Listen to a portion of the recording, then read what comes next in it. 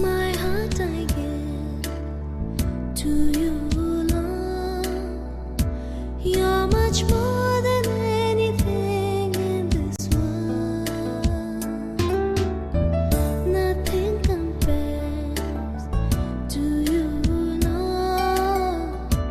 You're the King of kings and Lord of all lords. Jesus, you're my love, my strength. My heart longs for a friend like you. Jesus, you're my love, my strength. My heart longs for a friend like you. My heart I give to you, Lord. You're much more than anything in this world. Nothing compares to you, Lord. You're the King of kings and Lord. प्रिय याकूब, ओह रात वो पुरुष के साथ यानी परमेश्वर के साथ में जब मलयुद्ध करत रहले तब परमेश्वर कहले अब हमरा के जाए द बिल्कुल हम ना जाए दे। बाइबल में का हवे पढ़े के देखी जा। उत्पत्ति 32 अध्याय 25 वचन। जब वो देखलें कि याकूब पर प्रबल नेकी हो तो उ जांग के नस के छू दिहले। प्रिय परमेश्वर याकूब के जांग के नस पे मर ले। प्रिय जैसे ही याकूब जख्मी भइले तब का कहले जानत हई, आशीष पावे खातिर आइल हई त आशीष खातिर हम संघर्ष करत हई त रौरी आशीष के हम पावल चाहत हई त रउआ हमके घायल काहे कैली, रउआ हमके ऐसे काहे मरले। यह राउर प्रेम ह, यह राउर करुणा हवे, यह राउर दया और तरस ह। हाथ जोड़त हई, हाथ जोड़त हई। रउआ आशीष देव, तरस खाए, बरकत देव सोच के रौरी पाँव के पकड़ला से ई का ह, ई कैसन दुख मुसीबत हवे और ई कैसन संकट हवे। राउर हाथ जोड़त हई, यहाँ से चल जाई, रउआ चल जाई। यह तरह कहला के बदले वो याकूब उनकरा जांग के नस पर चोट लगला पर भी जोर से परमेश्वर के चरण के पकड़ लें और हम सब के आत्मिक पाठ सिखावत हमें का ह जानत हई।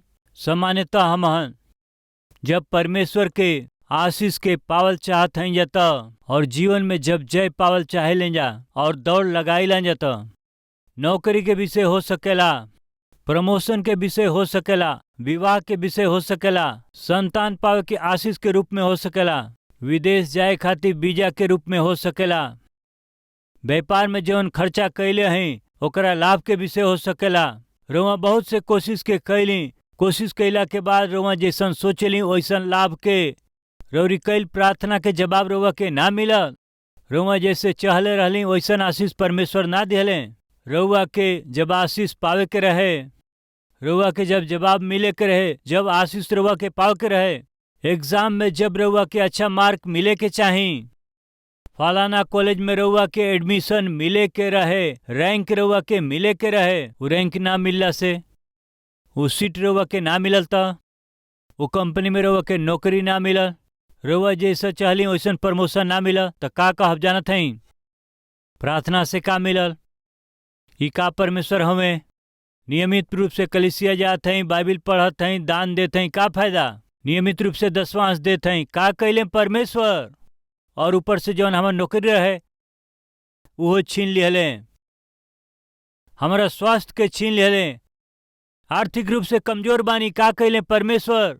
ऐसे सवाल करे वाला रहेलन, कृपया सुनी जा। वही दिन परमेश्वर याकूब के परीक्षा कैले, एगो मार मार के देखत हई खीरी का करी है। आज ये वचन के सुने वाला भाई बहन, सोना के ले जाके बताई कहाँ डालल जाला? भट्ठी में डालल जाला। काहे खातिर जानत हई? ओमा जीवन मलिनता बाटे ओके दूर करे खातिर। सोना जैसन लोगन के ही परमेश्वर परखेलन, निकम्मा लोगन के परमेश्वर बिल्कुल ना परखेलन। प्रिय, आज के दिन परमेश्वर यदि रउआ जीवन आशा कैली उ रउआ के ना दिहलन त रउआ जीवन आशा कैली उ ना रउआ के मिलल, और आज रउआ यदि निराश हई त हमके एगो बात कहे दें, वही दिन उहे हो गई। याकूब जब मलयुद्ध करत समय परमेश्वर के जोर से पकड़ने परमेश्वर मर ले, मार खैला के बाद भी वो परमेश्वर के ना छोड़ले। अयूब कहलन कि ऊ यदि हमरा के मार भी डली है तो हम अपना परमेश्वर के बिल्कुल ना छोड़ब। ऐसे कहले प्रिय, यह है असली विश्वास। प्रिय, सदरक मेशक अबेदनगो का कहले, हमार परमेश्वर तो हम लोग यदि आग के भट्ठा में हमनी के डाल दो, हमनी के परमेश्वर आग के भट्ठा में से हमनी के निकाले खातिर सामर्थ्य हमें। यदि हमनी के परमेश्वर हमनी के ना निकले तब हमहन खड़ा करावल तोहरा मूर्ति के आगे बिल्कुल ना झुके के। हमहन के परमेश्वर सामर्थ्य हमें, छोड़ावे खातिर के सामर्थ्य हमें, हमहन के उत्तर देवे खातिर सामर्थ्य हमें, हमनी के पक्ष में जवाब देवे खातिर सामर्थ्य हमें। वो कितना महान हमें ओके साबित करे खातिर के सामर्थ्य हमें। यदि वो ऐसे साबित ना करें तब वो हमन समझौता ना करब अपना परमेश्वर के छोड़े के नहीं, उन्हीं की आराधना करे के, उन्हीं के गवाह बन के रहे के। प्रिय भाई और बहन लोग, हमन में बहुत से लोग प्रभु में ऐसे आवेलन कि अपना जरूरत के पूरा करी। का इस सच्चाई ना हवे का? हमनी में से बहुत से लोग हमें जीवन अपना जीवन के कष्ट के दूर करे खातिर प्रभु के पास आवेलन, सच ना है? सामान्यतः छोटा बच्चा का करेलन, जब हमनी के घर में मेहमान आवेलन चॉकलेट लेके आवेलन तो वो बच्चा वो चॉकलेट के देख के का करल, जल्दी जाके आंटी के गोद में वो बैठ जाले और आंटी आंटी कहत रहलन। वो छोट लड़की आंटी के जाके जोर से पकड़ लेली, जोर से चूमे लागेली। काहे खातिर? हाथ में टॉफी हवे, यही से वो आंटी बेटी ये चॉकलेट ले ला, हम तोहरे खातिर ले आए काला से ले। ओकरा 1 मिनट के बाद का वो लड़की गोद में रही। काहे खातिर? जैसे ही आंटी से चॉकलेट ले ले ओकरा बाद वो आंटी एकरा के कैसे लागेली, एलर्जी, तुरंत वहां से उतर जाले। रुका बेटी, आहा करेले, रुका बेटी आवा गोद में बैठा, ना बैठेले। काहे की काम हो गई, जौन हमके चाहिए हमरा हाथ में आ गइल बा। काहे वो लड़की ऐसन करत है? जानत हई, वो छोट लइकन के स्वभाव है। एके हमहन बचपना कहिला। ये छोट लइकन के स्वभाव है, उनके खाली चॉकलेट चाहिए, उतने जीवन आंटी चॉकलेट दिली ना चाहिए। हमनी में बहुत लोग के छोट लइकन के स्वभाव है। हमन के परमेश्वर ना चाहिए, परमेश्वर के देवे वाला वरदान हमनी के चाहिए, परमेश्वर के आशीष चाहिए। वरदान देवे वाला परमेश्वर ना चाहिए, वरदान चाहिए। सावधान प्रिय भाई बहन लोग, वरदान देवे वाला परमेश्वर से वरदान के रउआ अधिक प्रेम करब त वरदान खातिर अद्भुत परमेश्वर के पास साहिब त रउआ अद्भुत परमेश्वर के खुआ दे। प्रिय गो राजा उनकर प्रजा अच्छा से रहे ई सोच करके, हमरा देश के प्रजा कैसे बाटे ई जाने खातिर सोच के मंत्री के भेजला से मंत्री वापस आके राजा सगरी लोग के देखली बड़ा कष्ट में हमें, दुख में हमें, तकलीफ मुसीबत में हमें, आर्थिक तंगी से परेशान हमें। ठीक बा मंत्री, हमार प्रजा खुशी से रही तो हम का करी बताओ? प्रजा के आर्थिक सहायता करी। वो अपना कर्जा के कारण आर्थिक रूप से बहुत परेशान हुए, उनकर आर्थिक मदद करी तो अच्छा हुई। तो जाके सूचना दो, राजा के खजाना में से जितना चाहे जवन चाहे ले जाए के कह, उनकरा आर्थिक जरूरत के अनुसार ले जाए के कह दो। 10,000, 50,000, 1,00,000 रुपया ले जाए के कह दो। सगरी प्रजा खुशी से राजा के खजाना में आके अपना जरूरत के अनुसार वो लेके जाए लगले, लेके गए। विचित्र बात यह है कि अपना जरूरत के चीज के वो लेके जात रहलन जा, बाकी पास आके राजा 10 साल से आर्थिक तंगी के कारण ठीक से खाना ना भइला से नींद और शांति के बिना ही दुख उठावत रहनी जा। हमनी पर तरस खैली, अपना प्रेम के दिखा के हमनी के जरूरत के रुआ पूरा कैली, आर्थिक मदद कैली। रुआ के धन्यवाद करते जैसन केहू ना कहल। उ पावल चाहत रहले, पवला के बाद में वापस जाके धन्यवाद देवे वाला कोनो आदमी ना रहले। हमें का केहू यहाँ पर परमेश्वर के पास लालसा से जाइला, आशा के साथ आइला। परमेश्वर तरस खा के जवाब दिए कितना अच्छा हुई। यह तरह से बहुत ही बोझ के साथ प्रार्थना करेलन। परमेश्वर और बोझ के देख के, दर्द के देख के प्रार्थना के जवाब देलन। वही बोझ के साथ, वही जिम्मेदारी के साथ परमेश्वर के पास जाके धन्यवाद देते हैं का, परमेश्वर के पास आके स्तुति धन्यवाद अर्पण करते हैं का, परमेश्वर के पास जाके धन्यवाद चढ़ावत हैं का। एक बार सोची जा, वो सब उठा के लेके जात रहने, बाकी केहू ना आयल। प्रिय राजा देखत रहने। यही बीच में एगो आदमी अले, राजा के पास खड़ा भइले। राजा उनके देख के, तोके कोनो कष्ट नहीं खे? बहुत कष्ट बा जी, आर्थिक समस्या नहीं खे का? बहुत से आर्थिक समस्या बा। फिर तोके जौन कुछ चाहिए लेके जा, खुशी से रह जी। राजा, जौन हमके चाहिए हम खुशी से लेके जा सकेला का? बिना डरे ले जा। तोहार खुशी हमार खुशी हवे। तोहरा के जौन कुछ चाहिए ले जाके खुशी से रह। ऐसे जब वो कहत रहले, अचानक वो व्यक्ति आके राजा के अपना कान्ही के ऊपर उठा लेले। राजा के कानी पर उठा के बाहर ले जाइला के कोशिश कैला से राजा जोर से चिल्लेले, हमके काहे के ले जात हवे? रुको। ऐसे छोड़ा के नीचे उतर ले, हमके काहे ले जात हवा? कहे लगलन, रउवे कहली, हम का कहली? जीवन भर खुशी से रह के बता, तोके जौन चाही ले जाए के कहली ना। राजा, तोहार सोना होखे या रुपया होखे, बैठ के खैला से ले जाइला के बाद कुछ समय बाद खर्च हो जाए राजा। बाकी रउआ जैसे राजा के अपना साथ में ले जाइब तो हम अपना जीवन भर बिना कमी के हम खुशी से जी पाइब राजा जी, आनंद से जियब राजा। राजा, हमरा के राउर वरदान ना चाही, रउए के हम चाहत हई। यदि रउए हमरी घर में रहता, हमरा के का चाही राजा? यह आत्मिकता, यह हवे बुद्धिमानी। प्रिय याकूब समझ गईले, पत्नी हई, बच्चा हवे, धन संपत्ति हवे, बाकी ये सब कुछ से बढ़ के परमेश्वर के साथ रहे के बा। ये सब करा से श्रेष्ठ हवे परमेश्वर के आशीष। वो समझ गए कि हमारा पास सब कुछ बाटे, बाकी परमेश्वर के आशीष नहीं खे। सब कुछ हवे, बाकी पाप के डर से और भय से छुड़ावे वाला परमेश्वर के साथ में संगति ना हवे। उहे परमेश्वर हमके चाही। वो जोर से पकड़ लिहले, जांघ के नस चढ़ गई। याकूब ना छोड़ ले, हे पिता, हमरा नस के रुआ काट दें, हमके मारी, फिर भी हमरा शरीर के छलनी कर दिहला पर भी हम तरवा के बिल्कुल ही ना छोड़ब।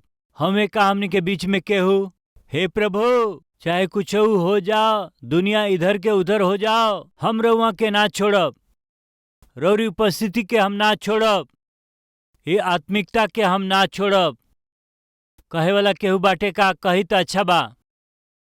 प्रिय, तब परमेश्वर कहले, तुहार नाम का हवे? हेलो, आशीर्वाद चाहत ह, कहत हव, तुहार नाम का ह? यह सवाल 20 साल पहले केहू कैले रहे। रउआ के याद बा के ह? याद बा रउआ के? इसहाक के पास याकूब अइले, तब इसहाक पूछले, बेटा तोहार नाम का हवे? तब याकूब कहले, हमार नाम तो एसाव हवे। धोखा। 20 बरिस के बाद में आशीष खाती जे तरसत रहे, उनकरा के देख के परमेश्वर पूछले, तुहार नाम का ह? तब याकूब का कहले, जानत हई पिता, हमार नाम याकूब हवे, धोखेबाज हई, मान लिहले। यह सवाल जब 20 साल पहले पिताजी पूछले रहले, हमार नाम एसाव ह, झूठ बोलले। वह सवाल जब परमेश्वर पूछले, याकूब कबूल कैले, हमार नाम याकूब ह, हम धोखेबाज हई, हम अपना पिता के धोखा दिहली, भाई के धोखा दिहली। यही धोखेबाजी और दगाबाजी के मामा के साथ भी कैली। हम धोखेबाज हई, कबूल कर लेले। प्रिय, जैसे ही याकूब पश्चाताप कैले, जैसे ही याकूब मान लेहले, एगो अद्भुत काम भइल। कहा जानत हई? परमेश्वर दया कैले। याकूब, अब से तोहर नाम याकूब ना रही, अब से तू धोखेबाज ना हव, अब से तोहर नाम इज़राइल हवे। अब से तोहर नाम इस्राएल। ऐसे कहले इसरा यानी शासन करे वाला, संघर्ष करे वाला, युद्ध में जीते वाला योद्धा। एल यानी परमेश्वर, परमेश्वर की तरफ से योद्धा, परमेश्वर की ओर से जीते वाला, परमेश्वर से युद्ध करके जीते वाला। अब से तुहार नाम धोखेबाज ना हवे, अब से तू धोखेबाज के रूप में ना रहब। तू पश्चाताप कैला, स्वीकार कैला, धोखेबाज हव। हम धोखेबाज हैं।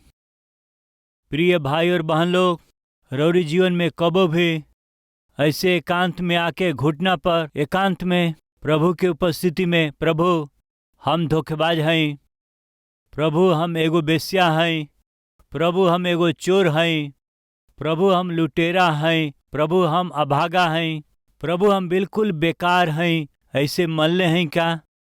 प्रभु से कहले ऐसा दिन बाका। यह रौरी जीवन में वही दिन, वही घड़ी, वही समय रौरी जीवन में एगो नया मोड़ ले आवेला। वही क्षण रौरी जीवन के बदल देवेला। हम पूछत हई, रौरी जीवन के बदल होके उस समय और उस क्षण के बदल होके वो विषय। हम पापी हैं। रउआ ऐसे कबूल कैले सन दिन रौरी जीवन में बाटे का? क्रूस पे लटकल उ डाकू यीशु की ओर देख के कहले, यीशु जी यदि परमेश्वर के बेटा हैं तो हमके बचाई, अपना आप के बचाई। ओके सुन के दूसर डाकू कहले, तू का बात करत हव? हम और तू अपना पाप के कारण ही दंड पावत हैं, जा ओकरा लायक हैं जा। बाकी ई का पाप कैले हमें? जे कोनो पाप ना कैल ई धर्मी व्यक्ति पापी लोगन के पाप के कारण क्रूस पर चढ़ावल बाणे। एकरा के जे जान गईल वो दूसरा डाकू उका कहले, यीशु जी जब रउआ अपना राज्य में जायब तो हमके भी याद करब। उहे प्रार्थना, उहे पश्चाताप, वही घड़ी का कैलस जानत हैं, उनके स्वर्ग में पहुंचा दिलस। प्रिय, आज ही तू हमारा साथे निश्चय स्वर्ग लोक में हो खबा। वो प्रार्थना ही एगो डाकू के स्वर्ग के धर्मी बना के ले गई। हम पूछत हैं, का रउआ कबो पश्चाताप कैली? का रउआ कबो आंसू बहा के अपना पाप मनली? का कबही रउआ कहली कि हम पापी हैं, हम पापी हैं प्रभु? ऊपर से धर्मी, ऊपर से एगो अच्छा व्यक्ति और एगो भक्त के रूप में दिखाई देली। हाय हमरा अंदर जीवन बाटे भय और धोखा के जीवन हवे, हमके क्षमा करी। पश्चाताप कैली, बिलाप कैली। ऐसन कोनो घड़ी रौरी जीवन में बाका? याकूब के जीवन में रहे। पश्चाताप बदल दिहलस, उनकरा नाम के बदल दिहलस, उनकरा स्थिति परिस्थिति के बदल दिहलस। एगो धोखेबाज इजराइल के रूप में बदल गईले। कारण हुए वो अपना गलती के मान लिहले। प्रिय अब्राहम लिंकन समय समय पर जेल खाना में जाके वहाँ के कैदी लोगन के सुधि लिहल करोस, ई इनकर आदत रहे। एक दिन अब्राहम लिंकन कैदी लोगन के सुधि लेवे खातिर, हालचाल जाने खातिर उनकरा बंदीगृह में गईले। सब लोग बतावे लगलन, श्रीमान हम कोनो गलती ना कैली, खाली शराब के नशा में अपन घर छोड़ के पड़ोसी के घरे गईली, चोर चोर कह के मर ले, यहाँ ला के डाल दिले। हम कोनो गलती ना कैली। यह हका दूसरा व्यक्ति के पास गईला से कहले, बस में यात्रा कर समय टिकट के पैसा खातिर अपना जेब में हाथ डाले के बदले दूसरा के जेब में डाली। वो तुरंत हमारा हाथ पकड़ के चोर चोर बोल के हमके पुलिस के हवाले कर दिले। पुलिस वाला हमके यहाँ डाल ले। अरे अरे तू कोनो गलती ना कैला? हम ना कैली। हम पत्नी बाजार गईली जा, अपना पत्नी पर हाथ रखे चाहली। देखला से हमार पत्नी ना रहली, केहू और के पत्नी रहली। दूसरा के पत्नी पर हाथ रखला से वो आके पिटाई कैले, वो ला के जेल में डाल दिले। तू ऐसे व्यक्ति हवा का? हम कोनो गलती ना कैली जी। अंत में एगो व्यक्ति के पास गईली तो एगो व्यक्ति अब्राहम लिंकन के हम अपन चेहरा दिखा पाई, योग्यता हमारा में नहीं के। अपना हाथ से अपना चेहरा के छिपा के दीवार की ओर फिर के कहे लगले, श्रीमान अब्राहम लिंकन जी रउआ बहुत अच्छा हैं, रउआ आत्मिक हैं, बाकी हम दुष्ट हैं, अभागा हैं। हम पाप में काम के कारण ये दंड के हम पावत हैं, अपना चेहरा के भी दिखा पाई। हम योग्य ना हैं, कृपया हमारा पास से चल जाएं। हम अच्छा व्यक्ति ना हैं, आप जैसे महानगुआ हमके देखे लायक ना हैं, हमके क्षमा करें। प्रिय अब्राहम लिंकन तब वो जेल के अधिकारी के अपना पास बुला के उनसे कहले, सुनी ये सगरी लोग बहुत अच्छा हमें, शराब की नशा में पड़ोसी के घर में जाके ये पकड़ा गईले, टिकट खरीदे खातिर बाजी वाला के पॉकेट में हाथ डाल के बेचारा ही पकड़ ले, और ये अपना पत्नी के ऊपर हाथ डाला के बेचारा दूसरा के पत्नी के ऊपर हाथ डाल ले। ओह, छेड़त हमें, यही से उनके यहाँ ला के डाल दिले। ये सब लोग अच्छा बाटे, ये सगरी अच्छा लोगन के बीच में ये पापी व्यक्ति के रहल अच्छा नहीं खे। अगर ये लोग शांति से रही तो पापी व्यक्ति के यहाँ से रुआ भेज दें, ये पापी व्यक्ति के रिहा कर दें, बाकी ये आदमी लोग के ये हमें रह दें। के वही दिन छुटकारा पावल जाना था जे अपना गलती के मान ले रहे। आज हमनी के बीच में यीशु जी हमें जे अपना गलती के मान ले, ओके छोड़ावे खातिर, क्षमा करे खातिर के, उनकरा सगरी भविष्य के आशीष देवे खातिर हमार प्रभु हाजिर हमें अवसर के सही उपयोग करके मसीह के क्षमा के पा लिहल कितना अच्छा होई। प्रिय याकूब कहत हमें, जब तक रउआ हमरा के आशीष ना दे तब तक हम तोहरा के यहाँ से जाए ना दे। याकूब सगरी रात मलयुद्ध कैले। सुनी जा प्रिय भाई और बहन लोग, हमन के सगरी रात मलयुद्ध करे के बा। जब रउआ अकेले रहिला, तब जब वो परीक्षा में डालेला, दुख के देवेला, रउआ के पाप में गिरावे के बा, जब वो कोशिश करेला तो रउआ के का करे के बा? सगरी रात प्रार्थना करे के बा। यानी जानत हई रउआ के जब तक जीवित हई रउआ के संघर्ष करे के बा। वही दिन याकूब परमेश्वर से मलयुद्ध कैले। काहे खातिर? आज हमनों के एकांत में ही मलयुद्ध करे के बा। काहे खातिर? पवित्र जीवन जिए खातिर, परमेश्वर के इच्छा के अनुसार जिए खातिर, पाप पर जय पावे खातिर शैतान के रउआ सामना करी, तब रउरा पास से वो भाग जाई। बाइबल बतावेले। प्रिय, परमेश्वर याकूब से कहले, अब से तोहार नाम याकूब ना रही, अब से तोहार नाम इसराइल हवे। एगो व्यक्ति के नाम प्रसिद्ध होई तो शहर के नाम रख देवल जाला, और प्रसिद्ध होई तो प्रांत के नाम रख दी हैं, और प्रसिद्ध होखी तो वो नगर के नाम रख दी हैं, और प्रसिद्ध होई तो वो जिला के नाम रख दी हैं। कृपया सुनी, परमेश्वर याकूब के कितना आशीष दिहले। वो उनकरा के एगो देश के ही नाम रख दिहले। जानत हई का हवे? इसराइल। वो देश बाटे की ना कहब, मालूम बाटे? इस संसार में एगो शक्तिशाली देश हवे। जानत हई का हवे? इसराइल देश। वो देश के नाम कहाँ से आयल? एगो धोखेबाज अपना नाम के बदल के प्रभु की उपस्थिति में गलती के मान के पश्चाताप कैला से उनकरा जीवन में भइल बदलाव के देख के परमेश्वर नाम रखले। वह है इसराइल। वो इसराइल एगो देश के रूप में बदल गईल। के जानत हवे प्रिय भाई बहन, आज रउआ पश्चाताप करब त, आज रउआ अपना गलती के मान लेब त, आज प्रभु हमरा जीवन के बदल दई। ए अभागा हमरा जीवन के, दुष्टता से भरल ए जीवन, पाप से भरल ए जीवन के, धोखा से भरल हमार जीवन, ई जीवन हमरा के अब ना चाही। जीवन के 4 गो दिन ईमानदारी और खराई से हम जियल चाहत हई। हमरा पर तरस खाई, रौरी आशीष के हमरा के चाही, हमरा पर तरस खाई। एगो बात हमके कहे दें, आशीष पावे खातिर याकूब मलयुद्ध करत रहले। वास्तव में आशीष मतलब हम धन कमाए के सोचिला। वास्तव में आशीष मतलब एगो सुंदर घर हवे। वास्तव में आशीष मने खेत और जमीन ह या कोनो गाड़ी ह। बाकी याकूब जो ना आशीष के चाहले, उस संसार से संबंधित ना रहे, फिर का रहे? वो आत्मिकता से संबंधित रहे। हमार जीवन दूसरा खातिर के आशीषदायक होई। हमार जीवन दूसरा खातिर के आशीष के कारण होखे। हमार जीवन, हमार वंशज, आवे वाला पीढ़ी खातिर, युग युग खातिर आशीषदायक बनी। आशीष दें। प्रिय, एक दिन सुअर और गाय आपस में बात करत रहले। सुअर आके गाय से बात करत रहले, का बात बा? तोहरो 4 गो पैर बा, हमरो बाटे। तोहरो पूंछ बा, हमरो पूंछ बा। तोहरो कान बा, हमरो कान बा। तूहू जानवर, हमहू जानवर। बाकी सब तोहरा पास आके प्यार से हाथ के फेरेला। तोहरा पास खड़ा होके वो प्यार से बात करेलन। पता नहीं काहे हमरा के सब लोग घृणा करेला, हमके देख के परेशान हो जालन। गाय बहन, हमरा तोहरा में का अंतर बा? तब गाय कहली, कुछो नहीं, तू मरला के बाद लोगन के काम आवेला, और हम जीवित रह के उपयोगी होखिला, मरला के बाद भी उपयोगी होखिला, यही से लोग हमके प्यार करेला। आज ये बात के सुने वाला भाई और बहन लोग, सुअर जैसे मत जी।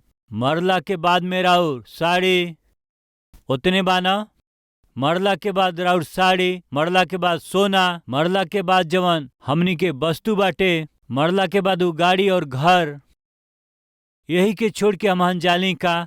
यही खातिर के हमनी के लोग ताक में रहेला का? या जीवित रहते ही राउर जीवन आशीषदायक बाटे? रउआ दुनिया में है, राउर जीवन नमूना होके के चाही। जीवित रह के ही राउर जीवन दूसरा खातिर एगो चुनौती हुई तो कितना अच्छा हुई।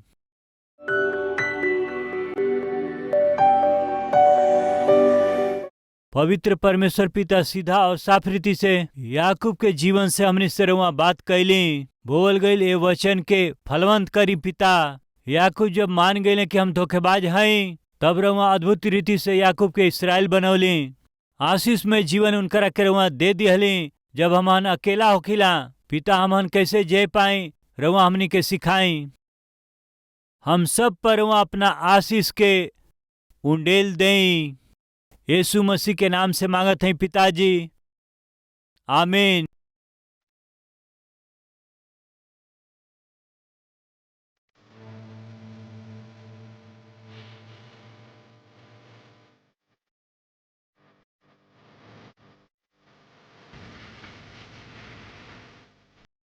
कलवरी आवाज के टीवी कार्यक्रम को प्रतिदिन देखने वाले प्रिय भाइयों बहनों, आपके लिए खुशखबरी। कलवरी प्रेयर टावर में जब आप फोन करते हैं, हम आपके लिए नियमित रूप से प्रार्थना करते हैं। लेकिन कुछ लोग प्रार्थना की बहुत ही आवश्यक स्थिति से गुजरते हैं, जैसे कि कोई बीमारी से मरने की स्थिति में हो, या कोई दुर्घटना हो गई हो, या परिवार किसी खतरे में पड़ गया हो। प्रार्थना की बहुत ही आवश्यक स्थिति में निश्चय उपवास रहकर प्रार्थना करने से ही उत्तर मिलेगा। ऐसी स्थिति जब आ जाए, आपके लिए उपवास रहकर प्रार्थना करने के लिए विशेषकर मैंने हमारे कलवरी टेम्पल के प्रेयर टावर में आपके लिए उपवास रहकर प्रार्थना करने के लिए प्रार्थना योद्धाओं का प्रबंध किया। अगर आप में कोई ऐसी प्रार्थना की अति आवश्यक स्थिति में से गुजर रहे हैं, तो स्क्रीन में दिख रहे नंबर पर तुरंत फोन करें। आपके लिए उपवास रहकर विशेष प्रार्थना करने के लिए प्रार्थना योद्धा तैयार है। आपकी समस्या असाधारण और असंभव दिखाई दे रही है तो कलवरी प्रेयर टावर आपके लिए तैयार है। उपवास रहकर प्रार्थना करने के लिए आपके प्रार्थना के अति आवश्यक घड़ी में आपका सहारा बनकर प्रभु की उपस्थिति में विनती करने के लिए तुरंत स्क्रीन में दिख रहे नंबर पर फोन कीजिए। आपके लिए प्रार्थना करने के लिए तैयार है।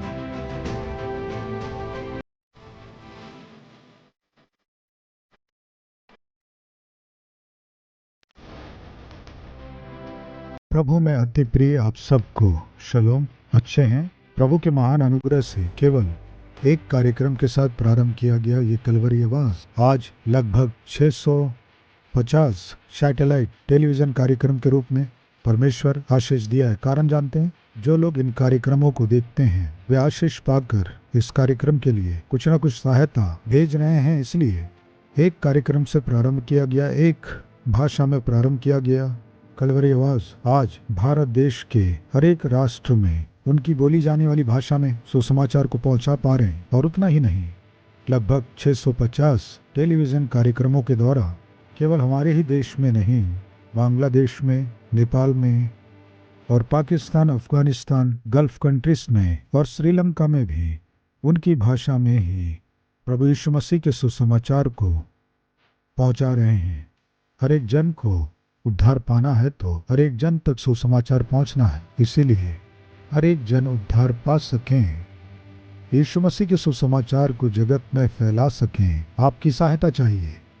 आज ये कार्यक्रम आप तक पहुंच सका है और इस कार्यक्रम को आप सुन पा रहे हैं तो किसी ने त्याग के साथ सहायता किया है, इसलिए ये कार्यक्रम आप तक पहुंचा है। किसी की सहायता के द्वारा आप जीवित परमेश्वर के वचन को सुन पा रहे हैं ना। आप भी सहायता करेंगे तो लाखों लोग उद्धारकर्ता को जान पाएंगे। इसीलिए प्रभु यदि आपको प्रेरित करते हैं तो कलवरी आवाज की सहायता करें, इस कार्यक्रम की सहायता करें, लाखों लोगों तक सुसमाचार को पहुंचाएं। पूरे मन से चाहते हुए निश्चय इस सेवा कार्य के लिए प्रार्थना करेंगे, प्रोत्साहित करेंगे, सहायता करेंगे। आशा के साथ विदा चाहते हुए आपका सतीश कुमार। हमार पता बा Kalvari, post box number 30, Kukatpally, Hyderabad 72।